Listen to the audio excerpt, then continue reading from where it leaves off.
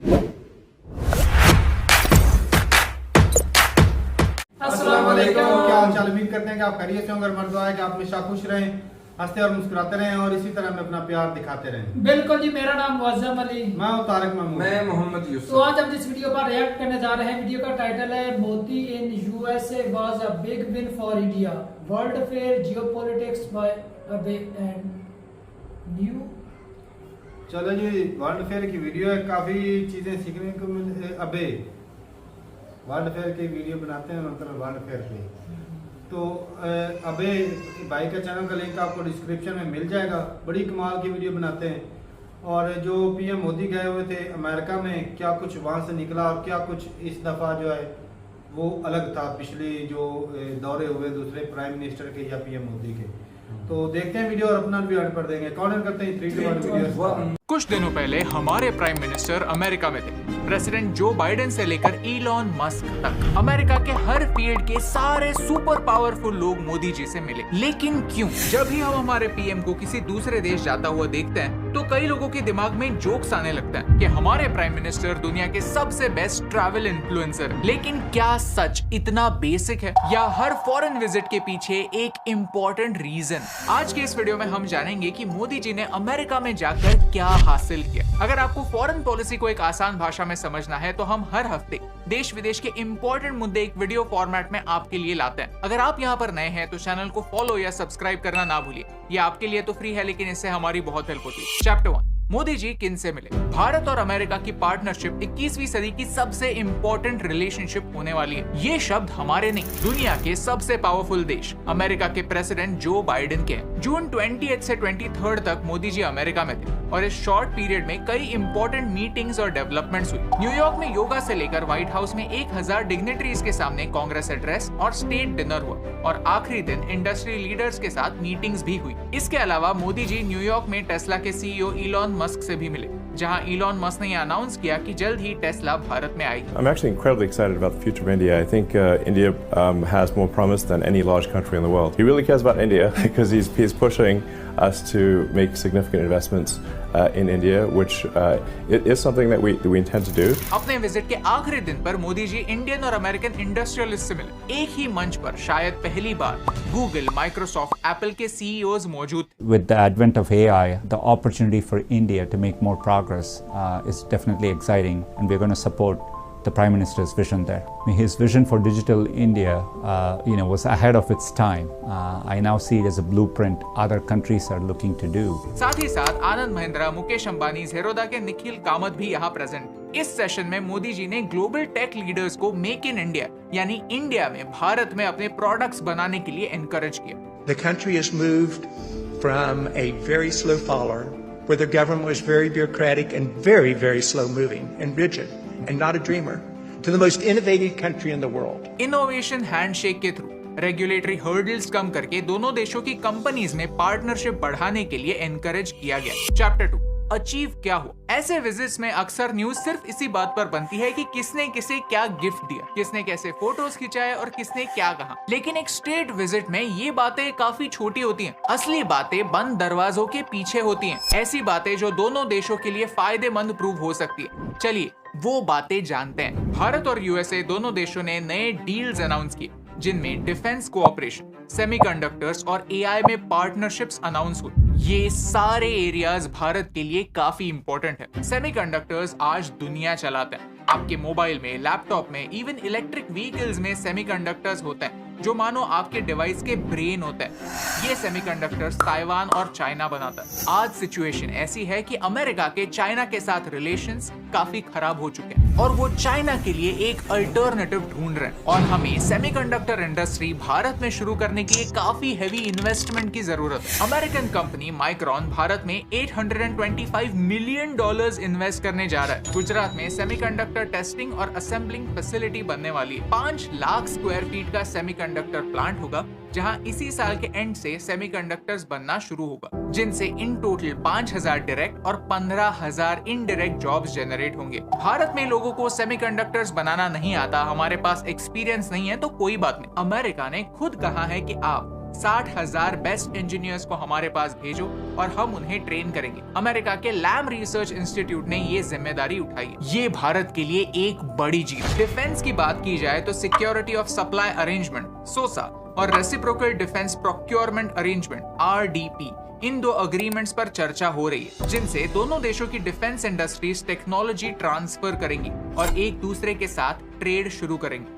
भारत की armed forces दुनिया की बेस्ट आर्म्ड फोर्सेस में से एक है। उनकी ब्रेवरी की कोई लिमिट नहीं, लेकिन हम टेक्नोलॉजी में पीछे है, ये एक कड़वा सच। हमारी आर्म्ड फोर्सेस को एक टेक्निकल रिवाइवल की जरूरत है। इसके बारे में हमने एक डिटेल्ड वीडियो भी बनाया। अमेरिका से हाई टेक टेक्नोलॉजी हमें मिलना हमारे बॉर्डर्स को सुरक्षित रखने के लिए काफी जरूरी है। जनरल इलेक्ट्रिक और HAL के बीच में GE F414 इंजिन भारत में बनाने का कॉन्ट्रैक्ट हुआ है, जिससे एडवांस जेट्स भी भारत में बन पाएंगे। At the same time Bharat आज 80 देशों को डिफेंस इक्विपमेंट एक्सपोर्ट करता है, और जब डिफेंस की बात आती है तो अमेरिका दुनिया का लार्जेस्ट स्पेंडर है। भारत के डिफेंस सेक्टर का टारगेट है कि आने वाले कुछ सालों में $5 बिलियन से ज्यादा का एक्सपोर्ट, ताकि हम हमारा ट्रेड डेफिसिट कम करें और दुनिया के लिए एक इंपॉर्टेंट सप्लायर बने। लेकिन ये प्रैक्टिकल तभी होगा जब भारत एक डफार्स कंप्लायंट देश बनेगा। डफार्स यानी defence federal acquisition regulation supplement. नाम काफी बड़ा है, लेकिन शॉर्ट में समझा जाए तो डफार्स कंप्लायंट वो देश होते हैं जिनसे अमेरिका वेपन्स खरीद सकता है। डफार्स कंप्लायंट देश कौन से है? लिस्ट देखोगे तो बात साफ हो जाती है। इनमें रशिया और चाइना, ये दोनों देश शामिल नहीं है। यानी अमेरिका रशिया और चाइना जैसे देशों से किसी भी हाल में हथियार नहीं खरीदता। और अब भारत और अमेरिका के बीच डफार्स के बारे में बातें शुरू हो रही हैं। अगर ये बातें सही डायरेक्शन में जाती है तो ये भारत के लिए काफी बड़ी विक्ट्री होगी। स्पेस मेरा फेवरेट सब्जेक्ट है, और इसरो दुनिया की सबसे एफिशिएंट स्पेस ऑर्गेनाइजेशन। नासा और इसरो साथ मिलकर ह्यूमन स्पेस फ्लाइट कोऑपरेशन पर काम शुरू कर रहे हैं, जिसका फ्रेमवर्क इस साल के एंड तक रेडी हो जाएगा। ह्यूस्टन टेक्सास के नासा फैसिलिटी में भारत के एस्ट्रोनॉट्स को ट्रेनिंग दी जाएगी, जिन्हें अगले साल इंटरनेशनल स्पेस स्टेशन भेजा जाएगा। भारत ने हाल ही में स्पेस सेक्टर में स्टार्टअप्स को एनकरेज किया, जिसमें से कुछ इंटरेस्टिंग स्टार्टअप्स को हम फ्रांस में वीवा टेक के दौरान मिले और उनसे स्पेस के बारे में बातें भी की। आने वाले समय में टेक्नोलॉजी शेयरिंग के थ्रू नासा के स्पेस मिशन के लिए ऑर्डर्स हमारे देसी स्टार्टअप्स को आ सकता है। यानी भारत में रहकर स्पेस सेक्टर में काम करना और नासा के साथ कोलैबोरेट करना यूथ के लिए पॉसिबल होगा। ये एक पॉजिटिव फ्यूचर की ओर इशारा करता है, और ये सारी बातें सिर्फ हाइलाइट्स हैं। पिक्चर अभी बाकी है। 5G और 6G टेक्नोलॉजी में collaboration, 35 innovative joint research collaborations, Google की $10 बिलियन की भारत में इन्वेस्टमेंट, ये सारी पॉजिटिव डेवलपमेंट्स इन मीटिंग्स के दौरान हुई। भारत और अमेरिका मिलकर इंडसएक्स सिस्टम्स बना रहे, जहां थिंक टैंक्स, यूनिवर्सिटी स्टूडेंट्स मिलकर हाईटेक टेक्नोलॉजी डेवलप करेंगे। सस्टेनेबिलिटी से लेकर कल्चरल एक्सचेंज तक इन टोटल 58 बड़ी बड़ी पार्टनरशिप्स होने जा रही है, और ये सब सिर्फ कुछ ही दिनों की विजिट से अचीव हो। ये इस बात का प्रूफ है कि दोनों देश एक सही ट्रैक पर आगे बढ़ रहे हैं। Chapter 3 negative reaction. नेचर का नियम है, for every action there is an equal and opposite reaction, और ये बात इस विजिट में भी सच साबित हुई। न्यूयॉर्क में सड़कों पर प्राइम मिनिस्टर ऑफ इंडिया लिखे हुए ट्रक्स घूम रहे थे। 70 लॉ मेकर्स ने प्रेसिडेंट बाइडेन को रिक्वेस्ट की कि इन मीटिंग्स में ह्यूमन राइट इश्यूज को एड्रेस करें और रिलीजन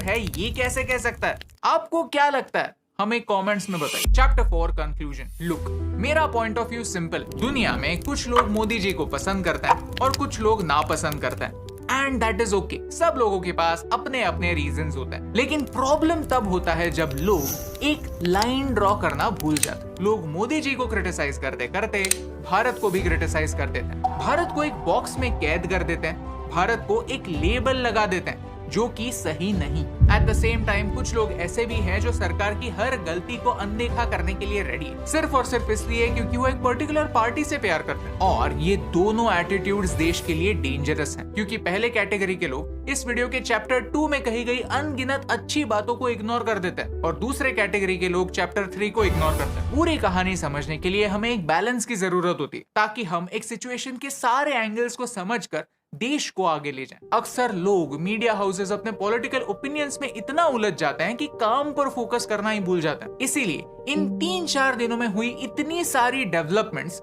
आप तक पहुंचती नहीं, और नुकसान किसका होता है? हम सबका। अच्छे डिसीजंस किसी भी लीडर के टेन्योर में क्यों ना हो वेलकम होने चाहिए और उन्हें सबका सपोर्ट मिलना ही चाहिए, और बुरे डिसीजंस किसी भी लीडर के टेन्योर में क्यों ना हो उन पर सवाल उठाए जाने चाहिए। जब भारत और अमेरिका एक ऑफिशियल विजिट पर एक दूसरे से मिलते हैं तो हमारे लीडर्स और उनके लीडर्स एक दूसरे से इक्वल्स की तरह मिलते हैं। यहाँ कोई ऊपर या कोई नीचे नहीं होता, सब एक टेबल पर बैठते हैं, सेम लेवल पर होता है। At such a moment focus diplomatic relations आगे बढ़ाकर अपने अपने देश के लिए इकोनॉमिक अपॉर्चुनिटीज पैदा करना होना चाहिए, ना कि नए दुश्मन बनाना। जहां दुनिया भारत को एज अ मार्केट देखती है, भारत दुनिया को एज अ फैमिली देखता है। लेकिन शायद अब हमें हमारा पॉइंट ऑफ व्यू बदलने की जरूरत है। जो देश जिस भाषा को जानता है उसी भाषा में उनसे बात करने की जरूरत है। जिसे कैपिटलिज्म समझता है उसे कैपिटलिज्म के थ्रू ही बात को समझाना पड़ेगा। फ्रैंकली स्पीकिंग, अमेरिका और इंडिया के रिलेशंस हमेशा से बहुत कॉम्प्लिकेटेड रहे। हमारे ट्रेड रिलेशंस हमेशा से काफी अच्छे रहे। हमारे मिलिट्री रिलेशंस उतने अच्छे नहीं है, क्योंकि ट्रेडिशनली स्पीकिंग हम हमेशा से रशिया से वेपन्स खरीदते। अब रशिया यूक्रेन वॉर की वजह से अमेरिका को एक काफी स्ट्रॉन्ग रीजन मिला है हमें उनकी तरफ लाने का, और जियोपॉलिटिकली अमेरिका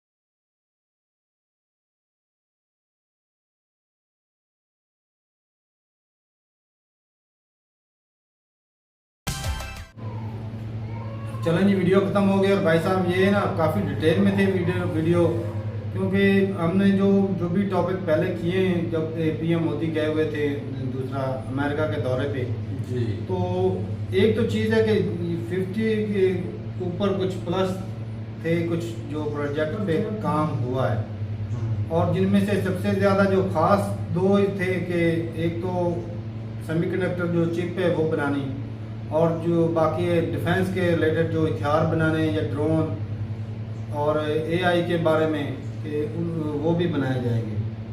तो सेमीकंडक्टर साफ ज़ाहिर इस वक्त जो अगर चाइना दुनिया की जरूरत है, ताइवान रहता है, हाँ, ताइवान मास्टर है पूरी दुनिया में। वही दो कंट्री बनाते हैं, तो साफ ज़ाहिर अगर वो बंद कर दें तो फिलहाल भाई कोई भी चीज़, लेकिन बनाता तो इंडिया भी है ना।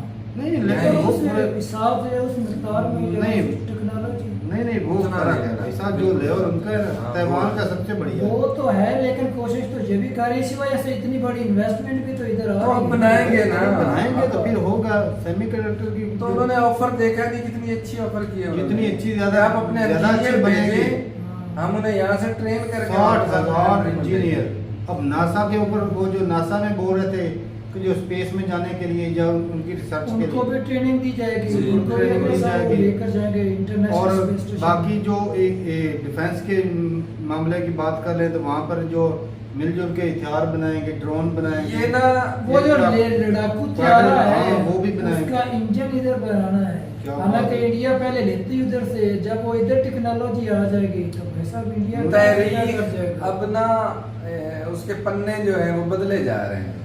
भाई साहब ये मेन हमें जो नहीं पता है, अमेरिका ने पिछले आज से पीछे कभी भी इंडिया का साथ नहीं दिया।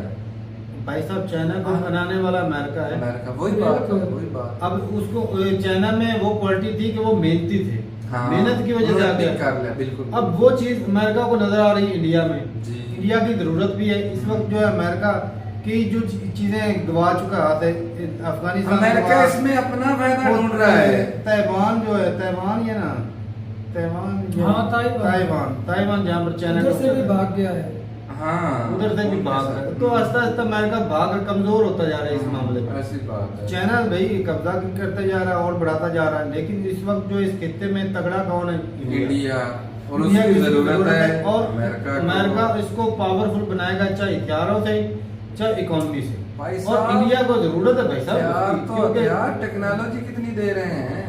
साहब ज़रा आर्मी भी तगड़ी है, जंगे भी लड़ चुकी है, तजर्बा भी, एक्सपीरियंस है, लेकिन हथियार नहीं ये जो है। चिप्पों वाला काम है ना, ये सबसे बढ़िया है। फ्यूचर में हर चीज इसके अलावा कोई चीज चलेगी ही नहीं।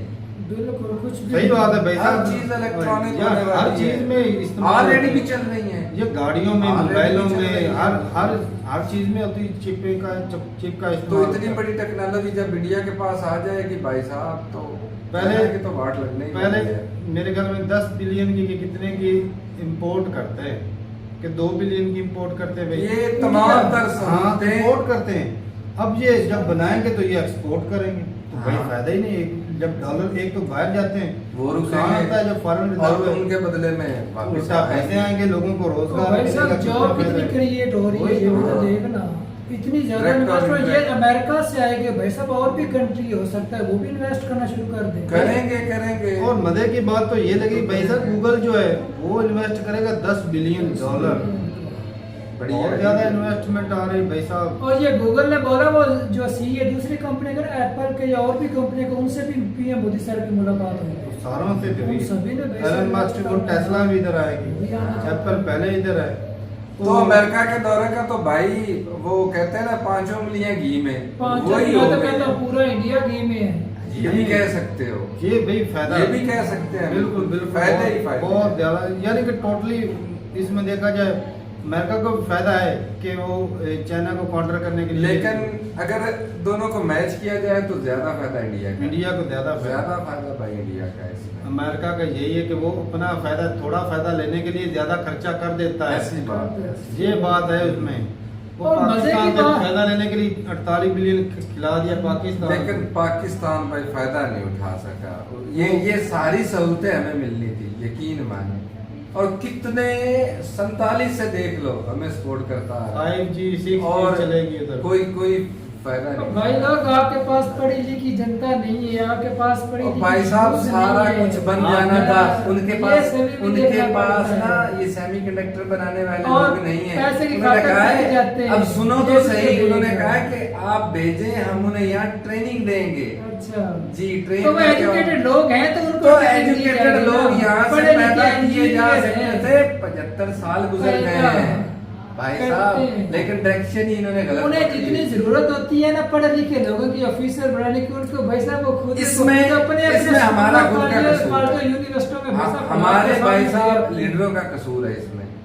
उन्होंने अपनी करप्शन तू के तो लिए बोलता है मुल्क हमारे को लीडर आग बहुत में- अच्छे हैं, हमारे अदारे बहुत किसने अच्छे कहा हैं। है? तुम लोगों ने भाई साहब बोले आप कौन कई कहता वीडियो है के कि अंदर बोल रहे हैं। हमारे इदारे अच्छे हैं। चलो। तो ठीक है भाई, अच्छा है भाई कि आप मेहनत कर रहे हैं, तरक्की कर रहे हैं, अच्छे लीडर आपको मिल गए, आप आगे बढ़ रहे हैं। और रही बात वो आलोचना की, हाँ तो वो तो लोग करते ही रहते हैं। ये है भाई, बाइडेन से नहीं, उनके हाँ। जो सवाल पूछे गए। बिल्कुल। लेकिन बाइडेन को पता है भाई साहब कि मैंने इंडिया के साथ रिलेशन बिल्ड करने हैं। उन्होंने जी। कहा कि डेमोक्रेसी है, चाइना के साथ हमारा एक रिलेशन। जवाब ऐसे करारा दिया है जो बाइडेन ने भी। सही बात है भाई। हाँ। तो ठीक है भाई, अपनी रात रुकता है कमेंट सेक्शन में मिलते नहीं, उनके साथ तब तक के लिए इजाजत दें। अल्लाह हाफिज।